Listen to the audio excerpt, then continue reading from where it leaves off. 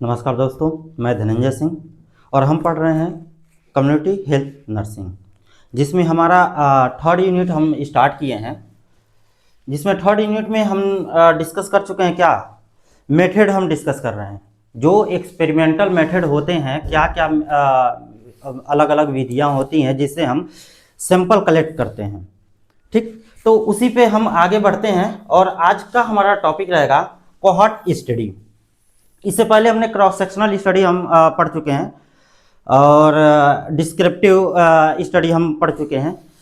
तो आज शुरू करेंगे हम कोहॉर्ट स्टडी। होता क्या है, इसमें क्या क्या चीज़ें आएंगी। जैसे हम अगर रिवाइज करें तो इसमें दो तरीके से हम बांटे थे। पहला था नॉन एक्सपेरिमेंटल, दूसरा था एक्सपेरिमेंटल। नॉन एक्सपेरिमेंटल मतलब ऑब्जर्वेशन। तुम कहीं बैठ के कोई एक्सपेरिमेंट, कोई ह्यूमन पे, कोई एनिमल पे तुम एक्सपेरिमेंट कुछ नहीं कर रहे हो। ठीक, तो ऑब्जर्व केवल कर रहे हो, तो ऑब्जर्वेशनल स्टडी में वो आ रहा था। ठीक, दूसरा था एक्सपेरिमेंटल स्टडी, जिसमें हम एक्सपेरिमेंट कर रहे थे, डाटा के बेसिस पे रेफरेंस ले रहे थे, रिलेटिव रेशियो निकालते थे। ठीक, उसके अब इसमें क्या था, पॉपुलेशन के बेसिस पे हम दो चीजें डिवाइड किए थे। पहला क्या था डिस्क्रिप्टिव, दूसरा क्या था एनालिटिक। डिस्क्रिप्टिव में और एनालिटिक में इसमें इकोलॉजिकल स्टडी हम पढ़ चुके हैं हम प्रीवियस क्लास में। इंडिविजुअल के बेसिस पे हम जब पढ़े थे तो ये था डिस्क्रिप्टिव और दूसरा एनालिटिक। अब इसी में जो हमारा एनालिटिक था, ठीक, इसमें क्रॉस सेक्शनल स्टडी था, पढ़ चुके हैं हम। केस कंट्रोल स्टडी था, पढ़ चुके। आज हम वही पढ़ने वाले हैं, क्या, कोहॉर्ट स्टडी। समझ में आया कहां से आया है, रिवाइज हो गया। एपनोलॉजिकल स्टडी हम पढ़ रहे थे, जिसमें एक्सपेरिमेंटल स्टडी था, नॉन एक्सपेरिमेंटल स्टडी था। ठीक, नॉन एक्सपेरिमेंटल में ऑब्जर्वेशन हम पढ़ रहे थे। ऑब्जर्वेशन में इंडिविजुअल बेसिस पे था और पॉपुलेशन के बेसिस पे था। इंडिविजुअल बेसिस पे डिस्क्रिप्टिव था और दूसरा एनालिटिक था। एनालिटिक में ही ये तीन चीजें डिवाइड हुई थी। तो दो हम पढ़ चुके हैं, तीसरा हम पढ़ रहे हैं, क्या, कोहॉर्ट स्टडी। रिवाइज हो गया। बाकी हम एक्सपेरिमेंटल स्टडी भी इसी में पढ़ेंगे, जो होता है randomized and non randomized study. ठीक, बढ़ते हैं। होता क्या है, ये क्या क्या चीजें इसमें हम कवर करेंगे, ध्यान देना। और ये पूछता है बाबू, ये 2 नंबर में पूछता है। ठीक, 2 नंबर में शॉर्ट में आ जाता है कि बताइए कोहॉर्ट स्टडी होता क्या है। ठीक, तो उसके बेसिस पे बाकी एग्जाम के कंपटीशन के पॉइंट ऑफ व्यू से अगर हम देखें तो बहुत ही इंपॉर्टेंट है। हमेशा पूछता है कि कोहॉर्ट स्टडी क्या है, क्रॉस सेक्शनल स्टडी क्या है, लॉन्गिट्यूडिनल स्टडी क्या है। तो उसके बेसिस पे तो हम इसमें डिजाइन पढ़ेंगे, इसके क्या क्या है कोहॉर्ट स्टडी के स्टेप, कौन कौन से इसमें हम लेते हैं कोहॉर्ट स्टडी में। ठीक, कैलकुलेशन हम करेंगे, जैसे एनालिसिस में कर रहे थे, उसके बेसिस पे हम कैलकुलेशन करेंगे। जो आपका रिलेटिव रेशियो हम निकालते हैं, इंसिडेंस बेसिस पे निकालते हैं, तो इंसिडेंस रेशियो, तो उसके बेसिस पे हम कुछ कैलकुलेशन सीखेंगे। ठीक, उसके बाद से explain the strength of the limitation and accord, यानी कि क्या इसके एडवांटेज, क्या इसका डिसएडवांटेज है, कहाँ लिमिटेशन है इसकी, ये सारी भी चीजें हम इसमें कोहॉर्ट स्टडी में देखने वाले हैं। तो शुरू करते हैं। होता क्या है इसमें, अगर हम कंपैरिजन की बात करें, थोड़ा सा आसानी समझ में आएगा। जब हम क्रॉस सेक्शनल स्टडी हम पढ़ रहे थे, ठीक, और कोहॉर्ट स्टडी, तो क्रॉस सेक्शनल स्टडी में और कोहॉर्ट में यही अंतर हो जाता है। क्रॉस सेक्शनल की बात करें, क्रॉस सेक्शनल का, तो इसमें क्या होता है, इसमें हम पीछे की तरफ जाते हैं, यानी कि बैकवर्ड स्टडी करते हैं। यानी कि प्रेजेंट में ना जाके हम, फ्यूचर में ना जाके हम पास्ट में जाते हैं। कहां जाते हैं, पास्ट में। तो बैकवर्ड स्टडी बोलते हैं इसको। क्या बोलते हैं, बैकवर्ड स्टडी। इसको क्या बोलते हैं, फॉरवर्ड स्टडी। यानी कि हम स्टडी कहां कर रहे हैं, आगे इन फ्यूचर की बात करते हैं। तो कोहॉर्ट में ध्यान देना, फॉरवर्ड स्टडी करते हैं, आगे की तरफ, पहला चीज। दूसरा क्या है, इसको रिट्रोस्पेक्टिव स्टडी बोलते हैं, यानी कि पीछे की तरफ जाके स्टडी करना। ठीक, इसमें क्या करते हैं, इसमें हम दोनों स्टडी करेंगे, पर्सपेक्टिव स्टडी भी, रेट्रोस्पेक्टिव स्टडी भी, और दोनों मिला के। ठीक, तो ये हमारा पर्सपेक्टिव भी करते हैं और रेट्रोस्पेक्टिव स्टडी भी इसमें हम करते हैं। दूसरा इसमें क्या था, इसमें हम काज से इफेक्ट की तरफ बढ़ेंगे। ध्यान देना, काज से इफेक्ट की तरफ बढ़ेंगे। इसमें हम क्या करते थे, ध्यान, ये पूछता है बाबू 2 नंबर में, तुमको डिफरेंस पूछ देता है क्रॉस सेक्शनल स्टडी में और कोहॉर्ट स्टडी में क्या है। तो ध्यान दो डिफरेंस क्या क्या होते हैं। बहुत मतलब यहीं पे सारी चीजें तुमको हम क्लियर कर दे रहे हैं। अब देखो इसमें क्या है, इसमें हम कॉज टू इफेक्ट की तरफ बढ़ रहे हैं। कॉज का मतलब यानी कि लंग कैंसर, स्मोकिंग, आपका स्मोकिंग जो हो गया ये कॉज है। लंग कैंसर क्या है तुम्हारा, लंग कैंसर इफेक्ट दिख गया। इसमें हम क्या करते थे, इसमें हम इफेक्ट टू किधर, कॉज की तरफ हम बढ़ते थे। यानी कि इफेक्ट, हमें लंग कैंसर दिख गया था, हमें लंग कैंसर दिख गया था। अब हम पीछे जाएंगे कारण जानने के लिए, काज जानने के लिए कि भैया कैसे हुआ था उसको लंग कैंसर, क्या रीजन था, स्मोकिंग करने से कैंसर हो गया था, या फिर फैक्ट्री में वर्क कर रहा था, या फिर बहुत ज्यादा पॉल्यूशन था उसके वजह से। तो हम काज जानने के लिए हम पीछे जाते हैं। तो ये तुम्हारा हो गया प्रेजेंट, ये तुम कहाँ जा रहे हो, पास्ट की तरफ। इसमें क्या है, ये तुम्हारा है प्रेजेंट, और तुम जानना चाहोगे मतलब फॉलो अप करोगे धीरे धीरे उनको फॉलो, 10 साल 2 साल 5 साल 10 साल 15 साल 20 साल बाद, यानी कि 2025 में तुमने स्टार्ट किया और तुम 2035 तक उनको ऑब्जर्व कर रहे हो, यानी कि इन फ्यूचर जाते जा रहे हो, तब तुमको लंग कैंसर देखने को मिला। तो समझ में आया, जो क्रॉस सेक्शनल होता है वो क्या होता है, बैकवर्ड स्टडी होता है। कोहरट जो होता है क्या, फॉरवर्ड स्टडी होता है। इधर कॉज से इफेक्ट की तरफ बढ़ते हैं, इधर क्या होता है, इफेक्ट टू कॉज की तरह, यानी कि इधर लंग कैंसर हो गया है, अब हम स्मोकिंग जानना चाहते हैं कि कितने लोग स्मोकिंग किए थे, कितने लोग एक्सपोज हुए थे, ये हम इधर जानते हैं। तो पहला रेट्रोस्पेक्टिव होता है, पर्सपेक्टिव होता है, ये तुम्हारा क्या है, पर्सपेक्टिव बात करेंगे। और ये इंसिडेंस यानी कि इसमें तुम्हारा करंट में जो डिजीज दिख रही है, करंट में तुम स्टडी करना चाहते हो, करंट में तुम्हारा डाटा सारा मिलता है, तो इसको इंसिडेंस स्टडी के रूप में भी देखते हैं। उसके बाद से और हम क्या इसमें देख सकते हैं, फॉरवर्ड हो गया आपका, कास्ट, इसमें हम रिस्क ध्यान देना, रिस्क फैक्टर टू डिजीज, यानी कि हमें रिस्क फैक्टर यहां देख रहे हैं, भविष्य में उनको डिजीज हो सकता है। यानी कि स्मोकिंग हम यहाँ पे देख रहे हैं, तो क्या हो सकता है, इनको लंग कैंसर हो सकता है। पॉल्यूशन, ऑक्यूपेशनल हजार्ड हम यहाँ देख रहे हैं, तो यानी कि यहाँ पे इनको बीमारी हो सकती है। तो रिस्क टू डिजीज में जाते थे, ध्यान में आया, क्लियर हो गया, बहुत सही था कॉन्सेप्ट ये, ठीक। तो अब उसी की हम बात करें, ये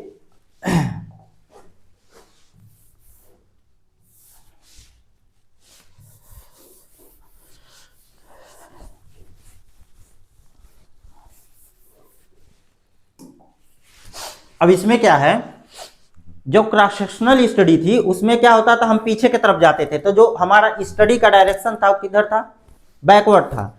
अब इसमें कोहॉर्ट स्टडी में सबसे बड़ा चीज हम क्या देखते हैं, जो हमारा डायरेक्शन ऑफ इंक्वायरी, पर्सपेक्टिव, यानी कि डायरेक्शन ऑफ इंक्वायरी आपकी जो है, ये स्टडी जो हमारी होती है हमेशा फॉरवर्ड डायरेक्शन में। तो टाइम की अगर हम बात करें तो टाइम भी हमारा उधर ही चलता है जिधर हमारी स्टडी चलती रहती है।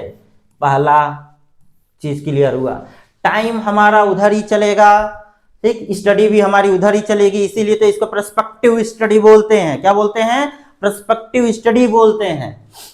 जैसे कि अगर हम मान लेते हैं एक चीज और, कोहॉर्ट स्टडी का सबसे ये होता है, ये फ्री फ्रॉम डिजीज होते हैं। यानी कि जब हम ये करने जाते हैं स्टडी, ध्यान देना, जब हम करने जाते हैं स्टडी, तो इसमें क्या होता है, कोई भी बीमारी नहीं हुई रहती है, नहीं हुई रहती है, सिंपल सा।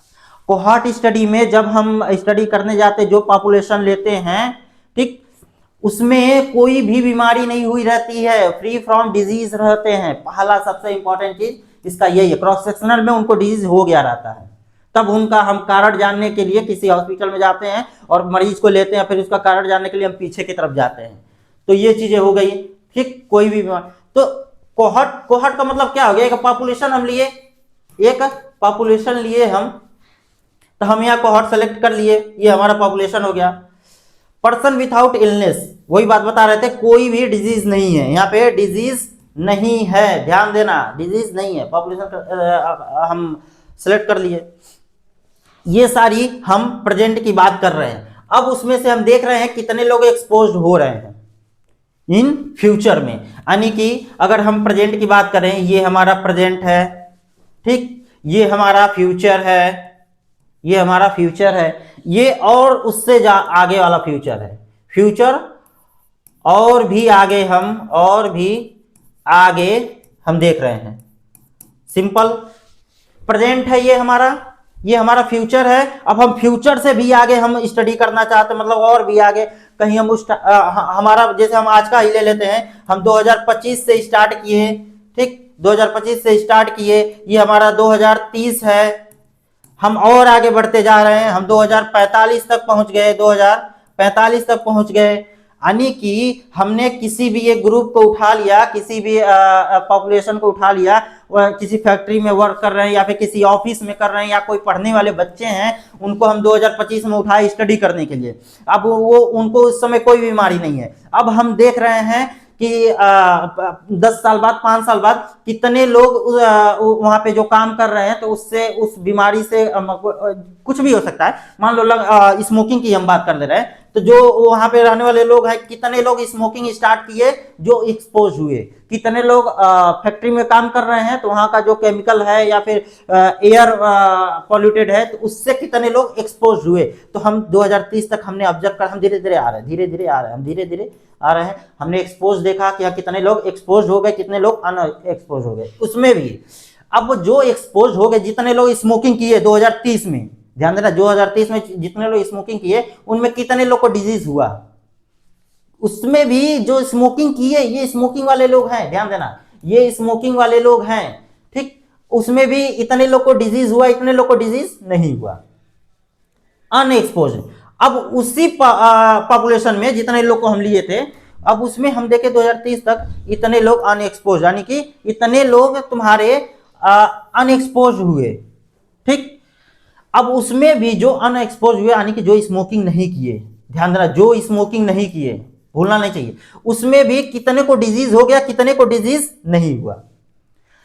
तो ध्यान देने वाली बात यहां पे यही है, जब हम स्टडी चालू किए 2025 में, ले लिए पॉपुलेशन को, अब 2030 तक हमने देखा कि कितने को एक्सपोज हुए, कितने, अब उसमें भी हम और आगे उनकी स्टडी करते हुए जा रहे हैं। अब उसमें भी हम देख रहे हैं कितने को बीमारी हो गई, कितने को बीमारी नहीं हो गई, जो स्मोकिंग कर रहे थे, और जो स्मोकिंग नहीं कर रहे थे उनमें भी कितने कितने लोग बीमार पड़े, कितने लोग नहीं बीमार पड़े।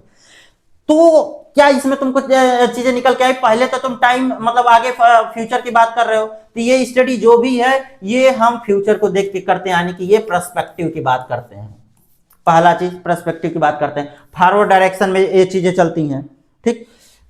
जब रेट्रोस्पेक्टिव की बात जब हम करेंगे इसी कोहॉर्ट स्टडी में, तो क्या होता है कि तुम अभी प्रेजेंट में तुम यहां हो, ठीक, 25 में। अब 25 से पहले कोई स्टडी को तुम पीछे गए, एक पॉपुलेशन वहां पे लिए, है ना, ठीक, वहां से लोगों को इकट्ठा किया, वहां पे स्टडी तुमने चालू करना चाहा, तो तुम्हारा प्रेजेंट में तुम पीछे जा रहे हो, ठीक, तो रेट्रोस्पेक्टिव हो गया, वहां से तुम डाटा निकाल के लेके आ रहे हो फर्दर, फिर फ्यूचर आगे की तरफ बढ़ रहे हो, ये तुम्हारा रेट्रोस्पेक्टिव हो जाएगा। इसी में दोनों, जब दोनों हम देखने को मिल जाता है, अभी आगे हम पढ़ेंगे, दोनों देखने को मिल जाता है, तो वही रेट्रोस्पेक्टिव एंड पर्सपेक्टिव दोनों कंडीशन आते हैं। तो ये समझ में आया कोहेरेंट स्टडी क्या है। हमेशा हम इसको फॉरवर्ड डायरेक्शन में चलेंगे, ठीक। इसमें हम काज टू इफेक्ट जाते हैं, यानी कि कोई भी बीमारी नहीं हुई है, इसमें कोई डिजीज नहीं हुआ है, एकदम नॉर्मल है पूरा, जो भी हम सैंपल लिए हैं वो सब नॉर्मल है। तो यही है टाइम हमारा, और डायरेक्शन ऑफ इंक्वायरी, स्टडी करने का डायरेक्शन हमारा दोनों सेम है। इसमें ये जो पॉपुलेशन लिए, इसमें कोई भी डिजीज नहीं है, एक्सपोज हुए, नॉट एक्सपोज हुए, डिजीज इसमें दिखे, इसमें नहीं डिजीज दिखे, यानी कि ये स्मोकिंग वाले लोग हैं, स्मोकिंग वाले लोग हैं, ये नॉट स्मोकिंग वाले लोग हैं, नॉट स्मोकिंग वाले लोग हैं, ध्यान देना, ठीक। ये जो पॉपुलेशन हमने लिया, ये कोहॉर्ट जो हम लिए, ये हमारा कोहॉर्ट है, इसमें कोई भी डिजीज नहीं हुई थी, ठीक। हमने ये चालू किया 2025 से, ध्यान देना, 2025 से हम 2030 तक हम इंतजार किए, 2030 तक हम अपनी स्टडी में इंतजार किए, उसके बाद से 2030 के बाद 2045 तक हम पहुंचे, हाँ। तो ये हमारा क्या होगा, फॉरवर्ड डायरेक्शन में चल रहा है, यानी कि ये फ्यूचर की बात कर रहे हैं, हम फ्यूचर में स्टडी करते हुए चल रहे हैं। हमने देखा 2030 में कितने लोग स्मोकिंग कर रहे हैं, उसके बाद से कितने लोग हमारे 2045 तक कितने लोग को डिजीज हो गया जो स्मोकिंग करे थे, कितने लोग को डिजीज नहीं हुआ, कितने लोग को नहीं हो कभी स्मोकिंग किए ना कुछ भी किए तब भी उनको डिजीज हो गया, लंग कैंसर तब भी उनको हो गया, इतने लोग को लंग कैंसर हो गया, इतने लोग को लंग कैंसर हो गया, इतने लोग को नहीं हुआ, इतने लोग को नहीं हुआ। तो समझ में आया बाबू, एकदम सिंपल सा, कभी भूलना नहीं, आए तो ये चार्ट बनाना, जरूर बनाना एग्जामिनर के लिए। अब इतना हम लोग पढ़िए कॉन्सेप्ट क्या है इसका। तो कॉन्सेप्ट वही है कि इसमें क्या होता है, appearance of the disease of the expose and non expose हमने देख लिया, यानी कि पहले तुमको तुम्हारा काज यानी कि कोई रिस्क फैक्टर आएगा, पहले रिस्क फैक्टर रहेगा, उसके बाद तुमको डिजीज होगा, उसके बाद तुमको डिजीज होगा, उसके बाद तुमको उसका आउटकम मिलेगा, ठीक, उसके बाद तुमको इसका इफेक्ट देखने को मिलेगा।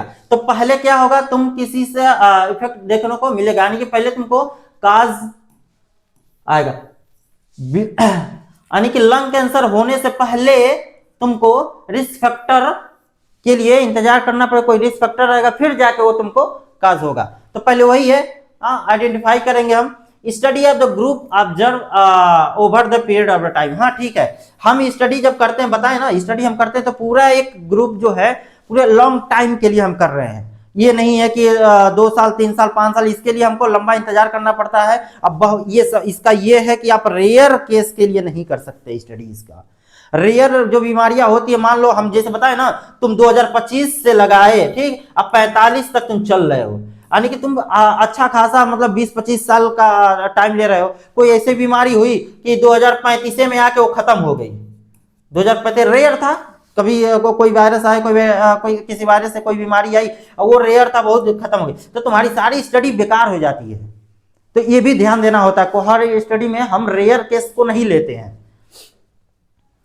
Compare to the incidence of disease two group, ठीक है, इसमें हम इंसिडेंस की बात करेंगे भाई, इंसिडेंस की बात करेंगे, क्रॉस सेक्शनल स्टडी में हम इंसिडेंस की बात नहीं करते थे, इसमें हम इंसिडेंस की बात करेंगे। ग्रुप में टू ग्रुप में इसको कंपेयर करते हैं, जाहिर सी बात है जब हम 2 ग्रुप की बात कर रहे हैं तो 2 ग्रुप में हमारा आता है क्या, जब हम आर निकालते हैं, रिलेटिव हम रिस्क फैक्टर रिलेटिव हम निकालते हैं, तो क्या होता है इसमें 2 ग्रुप लेते हैं, एक एक्सपेरिमेंटल हो गया तुम्हारा, ठीक, एक रेफरेंस या फिर टारगेट या स्पेसिफिक उसको बोलते हैं। तो जो एक्सपेरिमेंटल पॉपुलेशन होता है, जो एक्चुअल में इन पे स्टडी करते हैं, जो पॉपुलेशन जो वहां का जनसंख्या है उस पे हम एग्जैक्ट, तो ये 2 ग्रुप हो गया, इन ग्रुप में लेके हम दवा कर रहे हैं, ट्रीटमेंट कर रहे हैं, तो उस दोनों ग्रुप को लेके हम कंपेयर करते हैं, ठीक, आगे हम पढ़ेंगे इसको कैसे करते हैं। तो ये हो गया तुम्हारा टेम्पोरल रिलेशन से exposure the procedure of the onset of the disease. वही बात है कि पहले तुमको क्या होता है कि कोई काज कोई इफेक्ट आएगा, नहीं, बीमारी होने से पहले तुमको रिस्क फैक्टर हो गया, काज, पहले ये सारी चीजें पहले दिखेंगी, उसके बाद से तब तुम डिजीज तक पहुंचोगे डायरेक्ट। और क्रॉस सेक्शनल में क्या होता था, तुमको डिजीज हो गया, तुमको लंग कैंसर हो गया, अब तुम उस जो पेशेंट है उससे तुम पूछ रहे हो, भैया तुम क्या किए थे 5 साल बाद, कैसे तुमको ये हो गया, कहाँ तुम काम करते थे, कितना स्मोकिंग करते थे, फ्रीक्वेंसी रेट क्या था तुम्हारा स्मोकिंग करने का, दिन भर में कितना सिगरेट पीते थे, तुम अगर फैक्ट्री में काम करते थे मास्क लगाते, ये सारी चीजें कब करते थे, डिजीज हो गया है उसके पीछे जाके। इसमें क्या है, इसमें तुम रिस्क फैक्टर मतलब पहले ही चीजें कर रहे हो, ठीक, डिजीज तो अभी 10-15 साल पहले होगा, तो तुम अभी से ऑब्जर्व करना चालू कर रहे हो। 10 लोग को ले लिए, 10 लोग को लेके तुम 10 साल तक इंतजार करो, इसमें क्या बिहेवियरल चेंजेस आ रहे हैं, क्या उसमें तो हम दवा देनी पड़ रही है, तो ये सारे पार्ट हो जाते हैं हमको फ्यूचर में स्टडी करने का। तो ये समझ में आया कोहॉर्ट स्टडी। फ्यूचर की बात करते हैं प्रेजेंट टाइम में। अब इसमें कितने टाइप के होते हैं, प्रोस्पेक्टिव हमने बात कर लिया, प्रोस्पेक्टिव कोहॉर्ट स्टडी क्या होता है, ये हम आगे की तरफ देखते हैं, फ्यूचर में स्टडी इसकी करते हैं। रिट्रोस्पेक्टिव यानी कि इसमें हम टाइम में पीछे जाते हैं, टाइम मशीन में बैठ के नहीं जाएंगे, हम टाइम में उससे क्वेश्चन करेंगे, इंटरव्यू मेथड लेंगे, क्वेश्चनिंग करेंगे और उससे हम निकालते हैं। तो रिट्रोस्पेक्टिव हो गया यानी कि पीछे जाके हम स्टडी कर रहे हैं, ठीक, पीछे जाके स्टडी, इसमें इन फ्यूचर हम स्टडी करते हुए जा रहे हैं।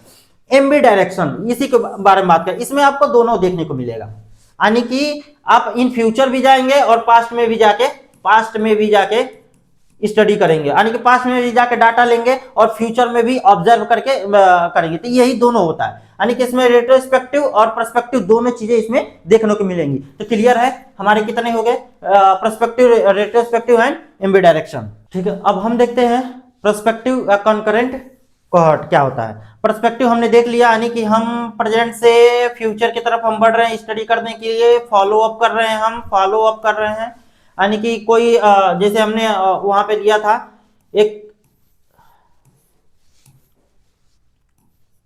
एक्सपोज्ड, नॉट एक्सपोज्ड, ठीक, इसमें डिजीज, नॉट डिजीज, इसमें भी डिजीज, नॉट डिजीज, ठीक।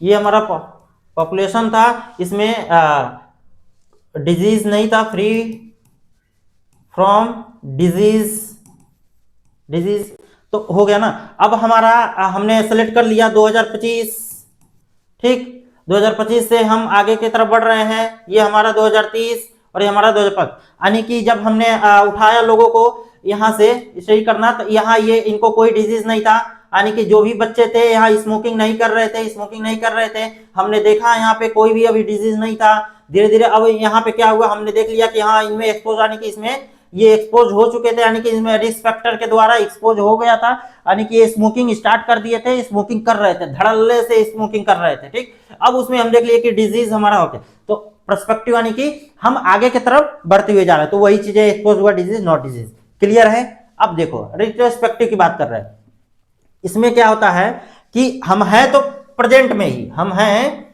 प्रेजेंट में ही, लेकिन और ये रहा हमारा फ्यूचर, ये हमारा हुआ फ्यूचर और ये रह गया हमारा पास्ट।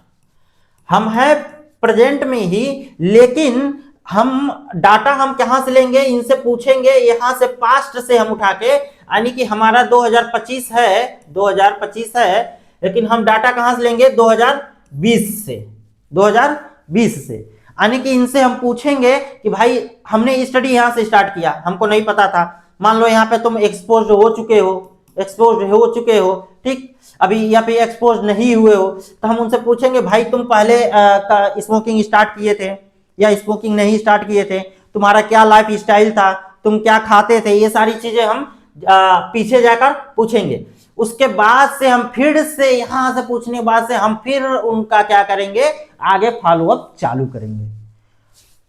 पर्सपेक्टिव में क्या करते थे, हम वहां से ऑब्जर्व किया, हम पॉपुलेशन लिया, अब धीरे धीरे मस्त एकदम बैठ के, हम कोई पीछे नहीं जाना है, हम जैसे जैसे समय बढ़ रहा है वैसे वैसे उतने लोगों को ऑब्जर्व कर रहे हैं, हम देख रहे हैं कि क्या चीजें, ऑब्जर्व ही तो करना है क्योंकि ऑब्जर्वेशनल स्टडी है ही है, ठीक। ऑब्जर्व कर रहे हैं क्या चेंजेस आ रहे हैं, कितने लोग बीमार पड़ रहे हैं, कितने लोग मर रहे हैं, कितने लोग बच रहे हैं, कितने लोग को दवा चल रही है, ये सारी चीजें हम आराम से ऐसे। लेकिन रेट्रोस्पेक्टिव में क्या होता है, प्रेजेंट में तो हो तुम, लेकिन पास्ट में तुमको जाके कुछ डाटा हिस्ट्री लेनी है, फिर उसके बाद से जब तुमको पता चल जाएगा, फिर तुम आगे फ्यूचर के लिए इसको स्टडी करते हुए चलोगे, तो तुमको इसमें पीछे की तरफ जाना है, वही चीज कर रहा है। 2010 ये इसने लिया था, उसके बाद से 2019 से ये स्टार्ट कर रहा है, यानी कि बीच में अगर 2015 है, 2015 में कर रहा है, तो यानी कि डाटा ये 2010 से उठा रहा है, तो पीछे की तरफ हम बढ़ रहे हैं।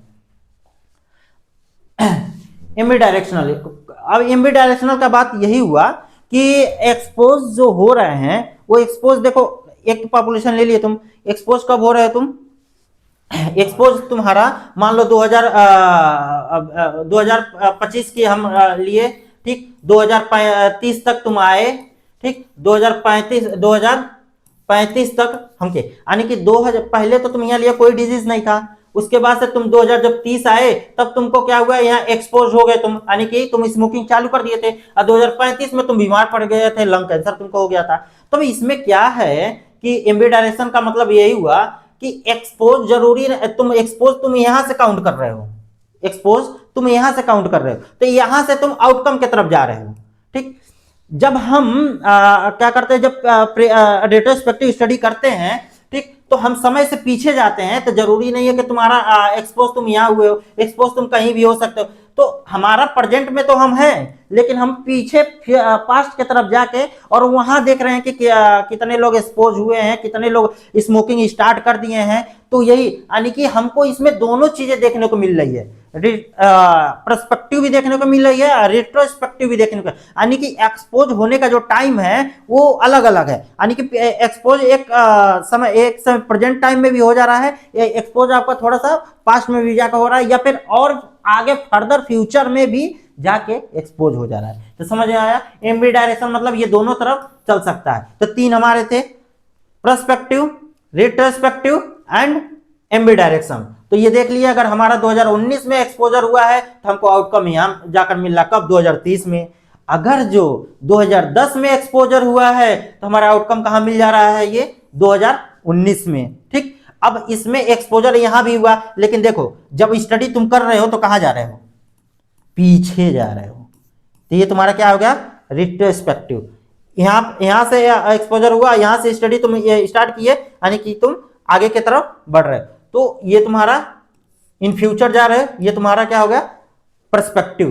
तो बात हुआ है ना, रेट्रोस्पेक्टिव तुम्हारा पीछे की तरफ। तो समझ में आया, perspective, retrospective and Aamby direction, ये तीन होते हैं। आगे देखते हैं स्टेप क्या होता है कोऑर्डिनेट स्टडी करने का। क्रॉस सेक्शनल में जब हम पढ़े थे तो क्या करते थे? सिलेक्शन करते थे। ठीक, जाते थे तो ऐसे ग्रुप को उठाते थे जहां पे हमको लगता था कि हाँ ये ग्रुप ज्यादा एक्सपोज में है, एक्सपोजर इनको ज्यादा है, तो ऐसे से हम स्टडी स्टार्ट कर। इसमें भी वही करेंगे हम, सिलेक्शन स्टडी ऑफ सब्जेक्ट। इसमें क्या करेंगे? Obtain data exposure status. बताया ना हमने कि कितने एक्सपोजर तुम्हारा, कितने लोगों में एक्सपोजर है, क्या वहां का क्राइटेरिया है एक्सपोज होने का, कि मतलब बताया ना, एक दिन में वो 10 सिगरेट पी रहा है, एक दिन में वो 5 सिगरेट पी रहा है, या फिर कहीं फैक्ट्री में काम कर रहा है तो मास्क नहीं लगा रहा है, तो उसके वजह से भी तो हो सकता है, जरूरी नहीं है। तो क्या स्टेटस है उनका, फॉलोअप पे देखेंगे, एनालिसिस, हम डाटा एनालिसिस करेंगे, सारी चीजें डिटेल में आएंगी। पहला क्या है हमारा सिलेक्शन स्टडी का सब्जेक्ट पे? जनरल पॉपुलेशन और द कम एक्सपोजर। यानी कि जब स्पेशल ग्रुप की हम बात करते हैं, स्पेशल ग्रुप की, तो इसमें सेलेक्टेड ग्रुप क्या आते हैं? जैसे डॉक्टर, टीचर।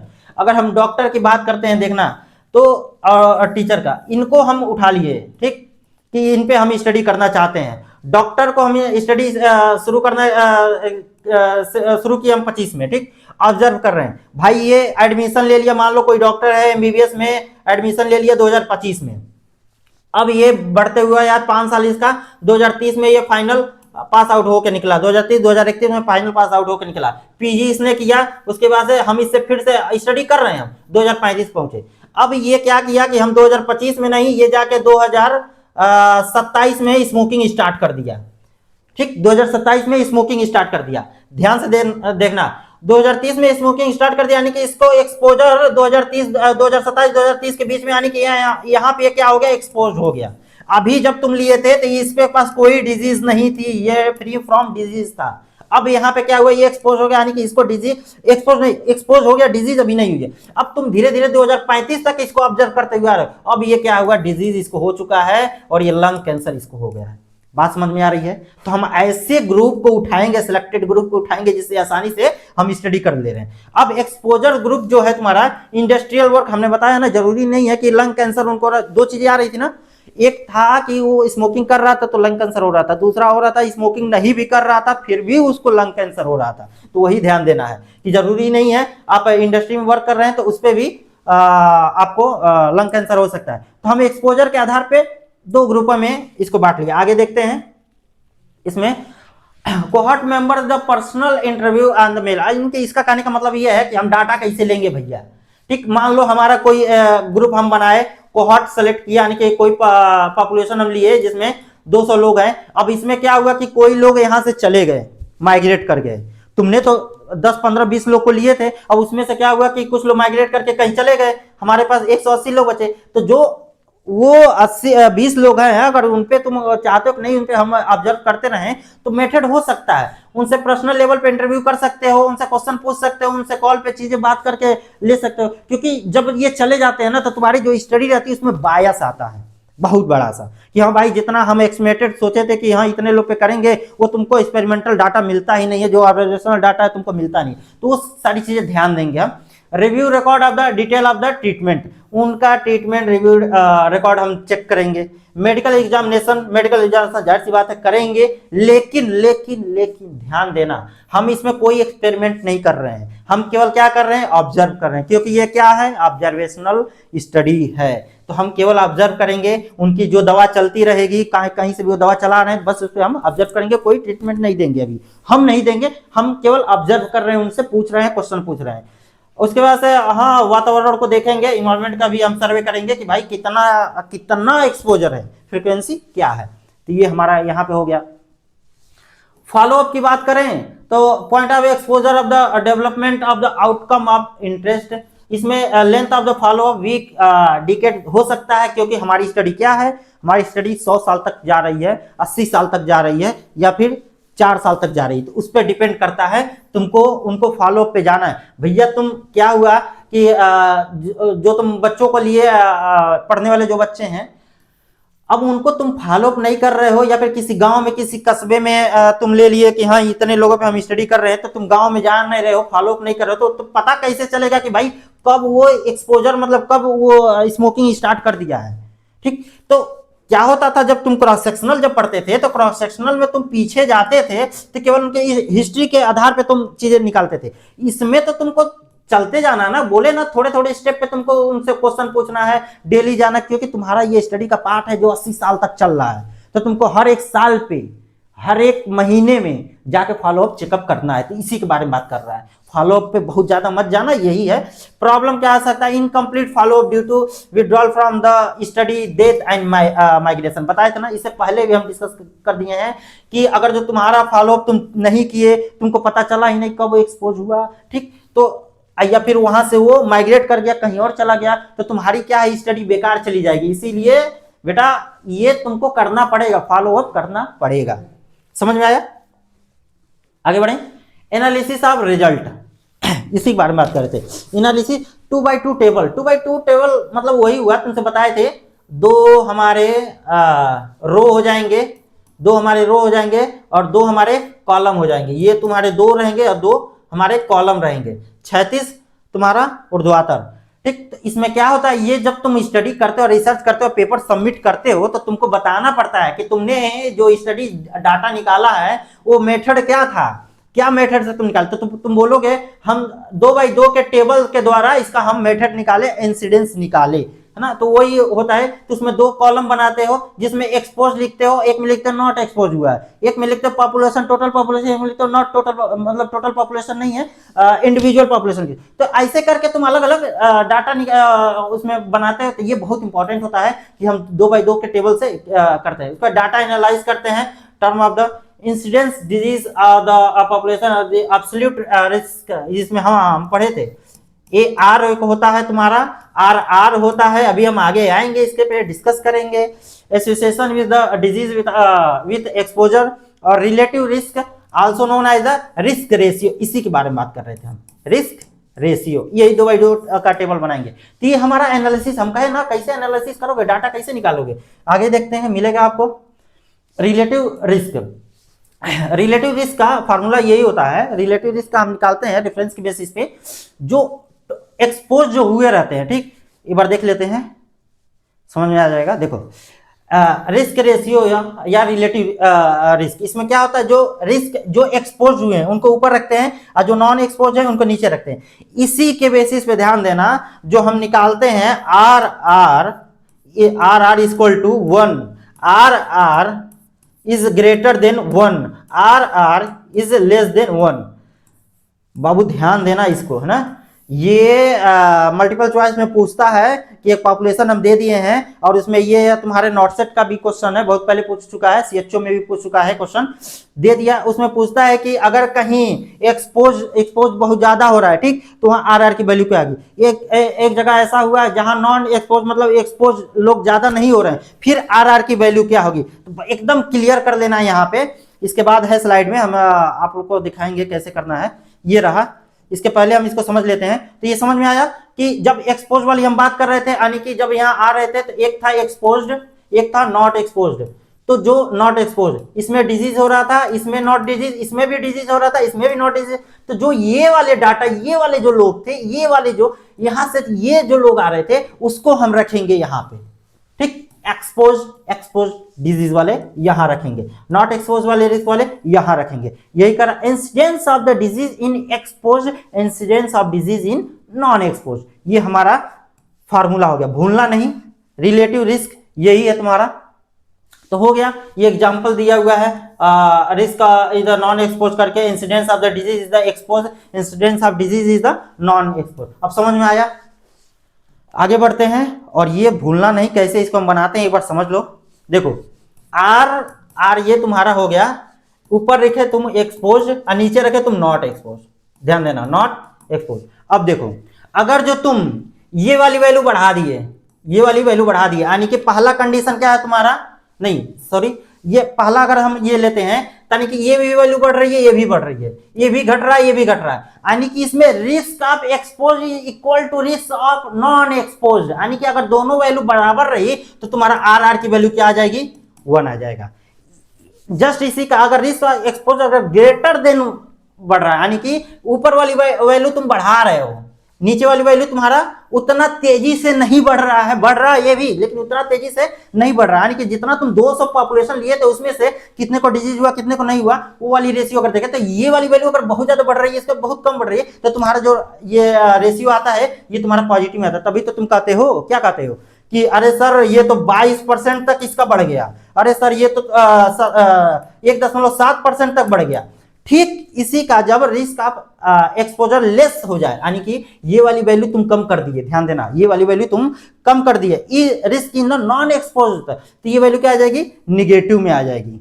ये वैल्यू किस में आ जाएगी, निगेटिव में। तभी तो तुम कहते हो अरे सर इसका तो रेशियो 0.76 आ गया, अरे सर इसका तो रेशियो आ गया 3.2, यानी कि कहीं न कहीं तुम्हारा जो नॉन एक्सपोज वाली वैल्यू है ये तुम्हारी कम आ रही है। चीजें क्लियर हैं? अब कहीं दे देगा आर का बताओ, कहीं 200 लोग एक्सपोज हुए हैं, then compare to non expose 137, ठीक, तो यानी कि वैल्यू तुम्हारी आर की तुम क्या ट्रिक मारोगे, सीधे पॉजिटिव वाली। क्लियर है ये? आगे बढ़े।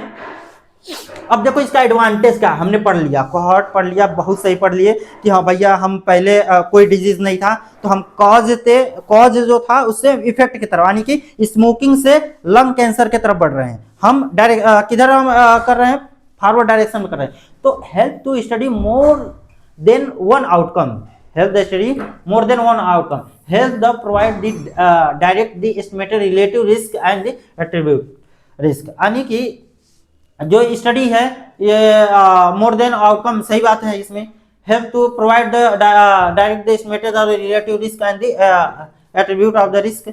उसके बाद से help the forward the study of the rare exposure, हमने बताया था, ठीक, outcome and the change is the exposure and the measurable, सही बात है, outcome and the change is exposure can be measurable. तो ये हमारे इसमें एडवांटेज होते हैं कोहॉर्ट स्टडी के, बहुत आसान होता है, हमको फ्यूचर में स्टडी करनी रहती है, रेयर केसेस के लिए बहुत कम इसको स्टडी करते हैं हम। डिसएडवांटेज क्या हो सकता है इसका, कॉस्टली है, टेकिंग लॉन्ग टाइम, बताए थे ना कि ये स्टडी क्या होता है, बहुत साल तक चल सकती है, 20 साल 80 साल, बहुत लंबे समय तक चल सकती है, खर्चा इसमें बहुत ज्यादा लगता है, पैसा बहुत ज्यादा लगता है, it require the large number of the people, ये बहुत बड़े पॉपुलेशन पे हम करते हैं, ठीक, बहुत ज्यादा पॉपुलेशन पे। बायसनेस में भी अकर इन द सिलेक्शन बहुत है, बायसनेस तो आएगी भैया, बायसनेस त्रुटियां देखो क्या है कि जब तुम बहुत ज्यादा बड़ा पॉपुलेशन ले रहे हो, बहुत ज्यादा पॉपुलेशन ले रहे हो, तो उस पॉपुलेशन में देखो क्या है कि 200 मतलब कि 2000 लोगों को ले लिए स्टडी करने के लिए, भैया 2000 लोगों को ले लिए तो इसमें माइग्रेट करके लोग जा रहे हैं, तुमको सही से डाटा नहीं दे रहे हैं, तो बायस तो आनी ही है ना, तो ये तुम्हारा डिसएडवांटेज तो होगा ही। इथिकल प्रॉब्लम में भी फेस्ड इन द इन्वेस्टिगेशन, यानी कि इथिकल प्रॉब्लम इसमें क्या है, देखो बहुत कम आता है, तुम ऑब्जर्व करो। इथिकल प्रॉब्लम ये हो गया कि मान लो तुम कोई सुई दवाई तो दे नहीं रहे हो, कोई इंजेक्शन तो लगा नहीं रहे हो, किसी के ऊपर एक्सपेरिमेंट तो कर नहीं रहे हो तुम, ठीक, तो बहुत कम आता है, लेकिन कहीं कहीं देखने को मिलता है। ये तुमको कहाँ देखने को मिलेगा, एक्सपेरिमेंटल में, एक्सपेरिमेंटल में तुमको एथिकल इशू बहुत ज्यादा मिलते हैं, भैया तुम किस पे कर सकते हो, किस पे नहीं कर सकते हो, गवर्नमेंट अप्लाई करने देगी कि नहीं, गवर्नमेंट लोग रोक लगा देगी, तो ये तुम्हारे डिसएडवांटेज हो गए कोहॉर्ट स्टडी के। अब आया हमारा एक्सपेरिमेंटल स्टडी। ध्यान देना, हमने दो तरीके की स्टडी पढ़ी थी, ऑब्जर्वेशनल स्टडी, दूसरा था एक्सपेरिमेंटल स्टडी। तो ऑब्जर्वेशनल स्टडी में हमने पूरा पढ़ लिया, डिस्क्रिप्टिव, एनालिटिक में हम अभी कोहॉर्ट स्टडी तक पहुंच गए थे। अब ये एक्सपेरिमेंटल स्टडी हो गया, जिसमें तुम दो तीन स्टडी पढ़ते हो अलग से, ठीक। तो उसी का पार्ट आएगा। ये होता क्या है, पहले जो ऑब्जर्वेशन, इससे पहले हम जो स्टडी करते हैं वो इसे कर लेते हैं ना, इसको क्या करना है इसमें, अभी आसानी समझ में आ जाएगा। ये हो गया तुम्हारा ऑब्जर्वेशनल, ये तुम्हारा हो गया एक्सपेरिमेंटल। अब ऑब्जर्वेशनल में तुम क्या करते थे, ऑब्जर्व करते थे चीजों को, कोई इथिकल इशू नहीं होता था, बस ऑब्जर्व कर रहे हो, कोई एक्सपेरिमेंट नहीं कर रहे हो। इसमें क्या है, नेचुरली एक्सपेरिमेंट करते हैं, यानी कि जो जैसा पॉपुलेशन है उसमें उसको छोड़ दिए, दवा कर रहा है, अपना खा रहा है, उसको कुछ नहीं डिस्टर्ब कर रहे हैं, तो वो हम ऐसे एक्सपेरिमेंट कर रहे हैं, ठीक। इसमें क्या है, दो तरीके का पॉपुलेशन हम ले रहे हैं, ठीक। एक्सपेरिमेंटल के लिए ले रहे हैं, रेफरेंस के लिए ले रहे हैं, ठीक। उसमें क्या है, उनको दवा दे रहे हैं, कभी दवा नहीं दे रहे हैं, फिर दवा दे के दोनों को मिक्स कर दे रहे हैं, मिक्स करने के बाद फिर से आगे जाके फिर दवा देना स्टार्ट कर रहे हैं। तो ये सारी स्टडी जो होती है ना, तुमको इसमें मिलेगी, एक्सपेरिमेंट में मिलेगी। इसमें एथिकल इशू आता है, क्योंकि भैया तुम एनिमल पे करने जा रहे हो, ठीक, तुम ह्यूमन बीइंग पे करने जा रहे हो। क्या है उसका, जैसे अभी कोरोना का एग्जांपल ही ले ले, वैक्सीन का। तो उसमें क्या था, वैक्सीन का मतलब कि हमने लिया एक सैंपल, एक कुछ लोगों पे, कुछ एनिमल पे हमने किया, फिर कुछ लोगों पे सैंपलिंग की। जब ये इफेक्टिव आया, फिर हमने लार्ज पॉपुलेशन पे करना शुरू किया। तो वही तुम्हारे एक्सपेरिमेंटल का पार्ट होता है, ठीक। इसमें यही होता है experimental design the research use. ध्यान देना, research experimental epidemiology cause of the affect of the relationship of the drive in the design. सही बात है तुम्हारा, ये टोटल रिसर्च का पार्ट है, और एक्सपेरिमेंटल के माध्यम से ही करते हैं। Both group outcome as the derive the study is the does in the both animal and human being. बताए ना तुमसे, एनिमल एंड ह्यूमन बीइंग पे करते हैं। इथिकल एंड लॉजिस्टिक कंसिडरेशन में बी नॉट बी नीडेड। समझ आया ना, इथिकल लॉजिस्टिक कंसिडरेशन इसमें देखने को मिलेगा ही। Consent must be needed is the during the giving the instruction in the method, यानी कि इसमें क्या है, तुमको कंसेंट कंपलसरी है, लेना ही लेना है, ठीक। इसमें तुमको, उसमें क्या होता था कि ऑब्जर्वेशनल में इतना जरूरी नहीं था, तुम ऑब्जर्व कर रहे हो, तुम बात कर रहे हो, लोगों को देख रहे हो, तो ये उसना कंपलसरी नहीं आता था। लेकिन इसमें नीडेड पड़ती है, consent must be needed during the. तो ये हमारा एक्सपेरिमेंटल समझ में आया। इसका उद्देश्य क्या है, क्यों हम इसको कर रहे हैं। It provided the scientifically provided the etiological factor. पहली चीज इटियोलॉजिकल फैक्टर पे, it is use the major the effectiveness of the health services for the treatment of prevention disease and the community, यानी कि जो इसमें है major to effectiveness and the health services, जो भी हम इसमें हेल्थ सर्विसेज प्रोवाइड करेंगे अपने एक्सपेरिमेंट के दौरान, जो भी उन पे एक्सपेरिमेंट करेंगे, the treatment and prevention of the disease of community, ये कम्युनिटी में जो डिजीज फैल रही है उस पे रोकने के लिए ही हम पूरा काम करते हैं। जैसे कोरोना वैक्सीन का ही हम एग्जांपल ले लेते हैं, उसी को समझ लेते हैं, समझ में आ जाएगा। ये potentially register of the trial database बहुत जरूरी है। इसमें देखो ट्रायल बेसिस पे भी हम काम करते हैं। जैसे तुम्हारा क्लिनिकल आ गया, ठीक, क्लिनिकल पे हम करते हैं। क्लिनिकल पे क्या है कि कोई नई बीमारी आई, कोई नई वैक्सीन आई, ठीक, हम क्लिनिकल में कुछ लोगों को लेके उस पर दवा कर रहे हैं, उसको चेंज कर रहे हैं, नए तरीके से अपना रहे हैं, तो क्लिनिकल ट्रायल हो सकता है कि कहाँ हम ट्रायल कैसे कर सकते हैं। Selection of the study and the control the group of the criteria of needed the study, ठीक। तो सिलेक्शन ऑफ स्टडी हम करेंगे, सब में कर रहे थे, उसमें भी कर रहे थे, हम कोहॉर्ट में भी कर रहे थे, क्रॉस सेक्शनल भी में भी कर रहे थे। सिलेक्शन बहुत जरूरी है कि किन किन ग्रुप के लोगों को लेके हम सेलेक्ट करें, किन के पे हम स्टडी करें। तो अच्छा एक ग्रुप में निकाल के रखोगे ना कि हमारा एक्सपेरिमेंटल ग्रुप ये रहेगा, रेफरेंस ग्रुप ये रहेगा। अब देखो टाइप ऑफ एक्सपेरिमेंटल स्टडी कितने ये टाइप होता है। तो पहला तुम्हारा यही है, और ये देखो क्वेश्चन भी पूछता है, रेंडमाइज्ड कंट्रोल ट्रायल, पहला ये है। इसमें क्या होता है, दो ग्रुप हुआ, ठीक, दोनों ग्रुप को हम इसमें सिंपल सी ये बात है, हम ये मानते हैं कि कोई आया, एक हो गया तुम्हारा एक्सपेरिमेंटल एक हो गया तुम्हारा रेफरेंस। रेफरेंस तो एक्सपेरिमेंटल स्टडी जब हम कर रहे हैं या रेफरेंस स्टडी या फिर इसको टारगेट या फिर स्पेसिफिक जो बोल रहे हैं, ठीक, ये स्टडी कर रहे हैं तो इसमें ये दो ग्रुप मान लो हम बना लिए। अब रेंडमाइज्ड में वाले में क्या होता है कि इसमें तुम कुछ भी ऐसा नहीं रहता कि हम 10 लोग को इसमें रखेंगे, 10 लोग, वो रेंडमली किसी में जा सकते हैं लोग, रेंडमली किसी में जा सकते हैं लोग। अब फिर हम वहां से हम बाध्य नहीं करेंगे किसी को कि हम स्पेसिफिक इसी में लेंगे, इस ग्रुप में स्पेसिफिक हम इसी में लेंगे, किसी में तुम रख सकते हो और वहां से स्टडी तुम स्टार्ट कर सकते हो। तो वही कर रहे हैं randomization of means that every subject had the equal chance, बताए ना, यानी कि जो भी तुम उसे जनसंख्या जो लिए तुम सैंपल के रूप में, तो उसमें क्या है कि तो सबको इक्वल चांस है कि वो एक्सपेरिमेंटल में जाए और सबको इक्वल चांस है किस में जाए, तुम्हारा रेफरेंस में जाए। तो समझ में आया।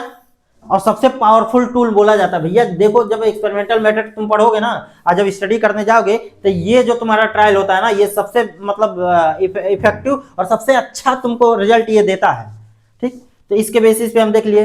अब क्या है, कैसे हम सेलेक्ट करेंगे, बेसिक सिलेक्शन ऑफ द,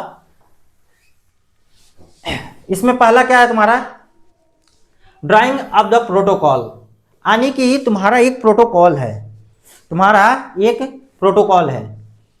क्या है भैया प्रोटोकॉल? ये है कि तुमने आइडेंटिफाई किया कि हम इतने लोगों को ट्रीटमेंट देंगे, हम आइडेंटिफाई एक पूरा हमने पॉपुलेशन लिया, यहाँ से हमने एक 200 लोग हैं, 200 लोगों में से हम 10 लोग को निकाल दिए, 10 लोग को निकाले हम किसके बेसिस पे भाई, हम जियोग्राफिकल रीजन के बेसिस पे, ठीक, या फिर उनके एज के बेसिस पे, ठीक, या फिर उनके सेक्स के बेसिस पे, ठीक।